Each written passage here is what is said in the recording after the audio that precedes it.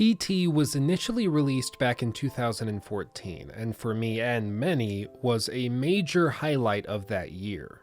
It was effectively a demo for what was at the time an unannounced Silent Hills game that Hideo Kojima and Guillermo del Toro were working on. PT actually stands for Playable Teaser, because in Kojima's eyes, the best way to sell a horror game is to give the fans a piece of it. However, despite the teaser having been downloaded over 1 million times within its first month of release, the game was eventually cancelled, and PT was removed from the PlayStation Network. This meant that if you ever wanted to play PT but didn't download it during this initial narrow time frame, you were out of luck. At least, until recently. You see, an incredibly talented freelance game developer recently undertook the unbelievably ambitious job of remaking the game from scratch, and he just finished. I'll link it down below so that you can play it if you haven't played PT yet.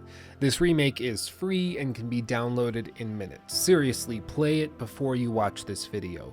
You won't be sorry. My one word of advice, no matter how much you want to though, is do not Google or search online for how to progress through the demo and game. Take your time and solve it on your own. That's the way that it's meant to be played, according to the designer at least. Trust me, you'll be glad that you did. So I guess that serves as my spoiler warning, because I'm going to be spoiling everything. Seriously, even some things you never knew about this game, so yeah. Let's get into it. With that having been said, PT still, to this day, blows my mind. You see, the game is designed in a way unlike almost any other horror experience I've ever had. Usually in video game horror, the designers rely on things such as gore or jump scares to keep you engaged and to fulfill the needed horror obligation. In essence, if the player doesn't scream out in terror at least 3 times per hour, then you must be doing something wrong. However, PT does things a little differently. You see, when PT was initially released, it launched on the PlayStation Store as a free game developed by 7780s Studio, which people had obviously never heard of before, and so people would download it not knowing it had anything to do with Hideo Kojima or Silent Hills, and upon launching the game it would immediately begin. No loading title screen with a bunch of logos, nothing. Right into the game. And Kojima actually discussed this in an interview that he gave in September of 2014 with the Japan Times, saying, quote, "It's scary because there's no information. Nowadays when people don't know something, they Google it, they ask on Twitter or Facebook, and they get the answer right away. We live in an age of information. When that suddenly disappears, that's the scariest thing. That's why there was no information about who made PT. When people began to download it on the PlayStation 4, they weren't sure about the game design, and there wasn't even an action button. There was no purpose or background and no explanation about the story, and that's frightening. I did this on purpose. That's why I hid my name and title and just let them play." It's in cases like these where games can take their players' experiences to a whole new level, when the designer is willing to forego vanity and self-promotion for the sake of the end user's experience. Kojima didn't want any prompts or HUD elements because even those could be comforting to the player, where they feel as though the game is helping them. Because of this, and in addition to the game's vague puzzles, Kojima expected PT to take most people over a week to finish. However, most people end up finishing the game in one sitting. And I'm assuming this is because most people play the game in groups, and that lessens the terror factor while also providing players a built-in brainstorming team to brute force their way through puzzles.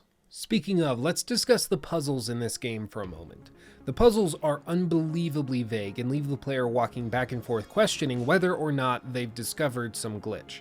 Hell, there's even a moment in the game where it seems to crash and then reboot, all while the player is sitting in their oversized chair hugging themselves for comfort. Take the last puzzle in the game, for example.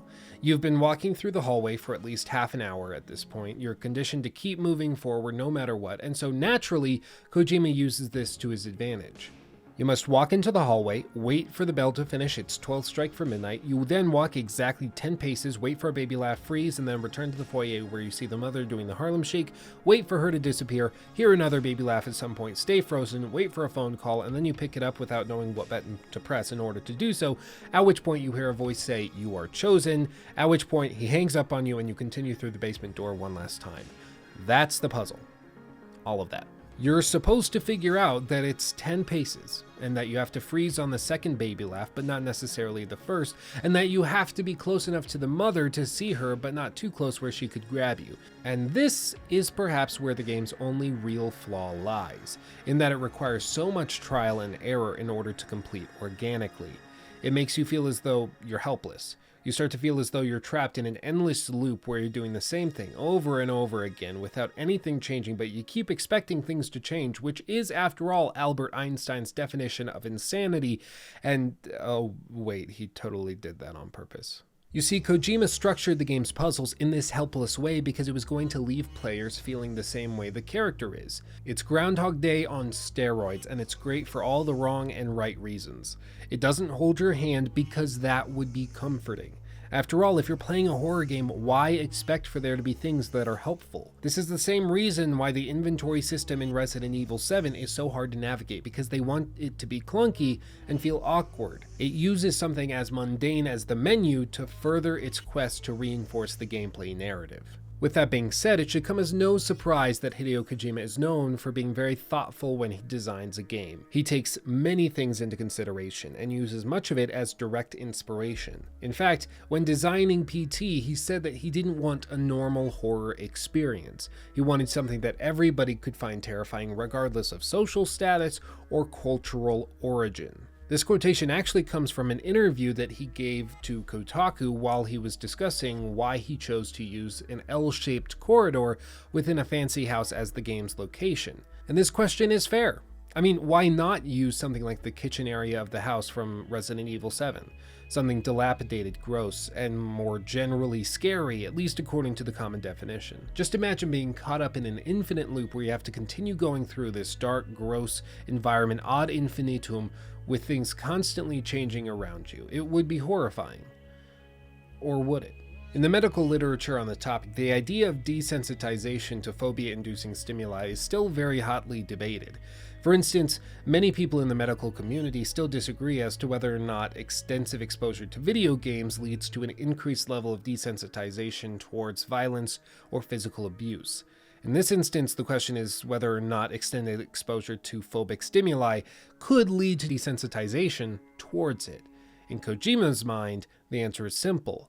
In these interviews, he discusses the need for a broader range of tactics to be employed in order to receive the best possible experience. Quote, "There are a lot of scary forms of entertainment in the world. There are horror action games with zombies and grotesque things and so forth.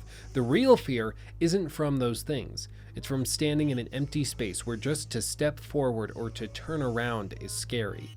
What people see depends on their experience or trauma. Even in the same scenery, some people may see a human shadow, while some people may see a rock as a human face." End quote. Basically, if you want something to be truly terrifying, you must attack the mind and not the senses. Quite often, an assault on the senses happens as a symptom of the true terror, but it is just that, a symptom. If you just go for the jump scares and the knee-jerk reactions, you will end up with a shallow and uninspired horror game experience that leaves a lot to be desired. Look at A Quiet Place, the critically acclaimed film by John Krasinski. The first time I watched this film was in my dark basement with a bunch of friends. We queued it up in our living room and began to watch it. Everyone else in the room, probably 4 or 5 people, had seen the movie before, but it was my first time. The only warning I received was that, quote-unquote, Pam would be proud, which is something that you'll only get if you watch The American Office. Anyway, the film is centered around one key gimmick, and don't worry, I'm not going to spoil anything that you wouldn't already know by watching the trailer. Also, let me just say, gimmick is not always a bad or negative term. Rather, it is simply a mechanism by which the artist can convey their message in a novel or creative way. Sure, it can at times be overused, such as when you play Five Nights at Freddy's and the jump scare novelty wears off quickly. But here, A Quiet Place's gimmick is masterfully integrated into the story, characters, and the acting. The gimmick is that the creatures who have dismantled society are blind to the human visible spectrum of light, but are hypersensitive to sound. They communicate and navigate the environment by way of loud clicking noises that they use for echolocation, much like the clickers from The Last of Us. They can hear a children's toy from presumably a mile away or further, and so it is of the utmost importance that everyone stays silent in everything that they do. They walk around barefoot on sand to reduce the chance of branches snapping or of shoes scuffing. They communicate through sign language, and they spend the first 40 minutes of the film in silence without a word being spoken. The writers even made one of the characters deaf so that you can see what this apocalypse would be like for somebody who fundamentally doesn't understand sound itself, because after all, she has never experienced it. It's a fantastically creative idea that is developed thoroughly to the point where it stands as my favorite horror film of all time and my favorite film of 2018. But I don't want to get too sidetracked by that. If you'd like to see a full breakdown of that film and why every part of it is so masterfully crafted, let me know in the comment section below, and maybe I'll make a video on it.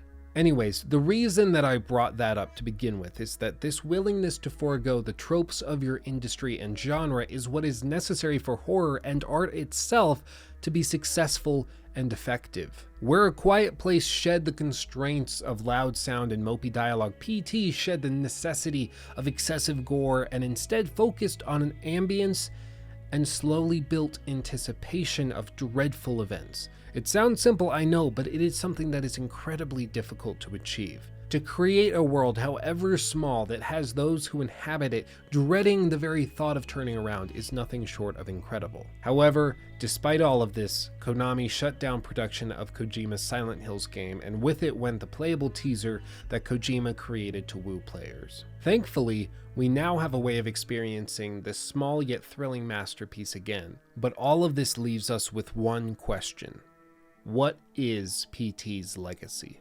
Well, to be honest, I believe its legacy is still being written and determined. Kojima hasn't had the chance to show off what he had planned for the full game, but rather moved on to new projects. The most famous of which, Death Stranding, has many of us keenly interested. In fact, while I was writing the script, it was announced that Kojima recently showed the team over at Guerrilla Games, who gave him the source code for the engine to be used in the production of Death Stranding, the first 2 hours of the game and left them in awe and stunned. You can even see this for yourself. Just go look at the developers over at Guerrilla Games' Twitter feeds. It's nothing but gushing praise of the game. All of this to say that PT was a small, unannounced preview of a game we never got, and yet we are still talking about it, or at least I am, and we are still playing it despite Konami's best attempts to prevent it. That is something that can't be said of many games that are 4, going on 5 years old, and certainly not of playable teasers which are almost non-existent themselves. This much is clear. PT did something incredible. Thank you for watching. Honestly and truly, it means the world to me that anyone would watch my videos and ramblings, and so the fact that people like you from all around the world do just that continues to blow my mind on a daily basis. Honestly, thank you.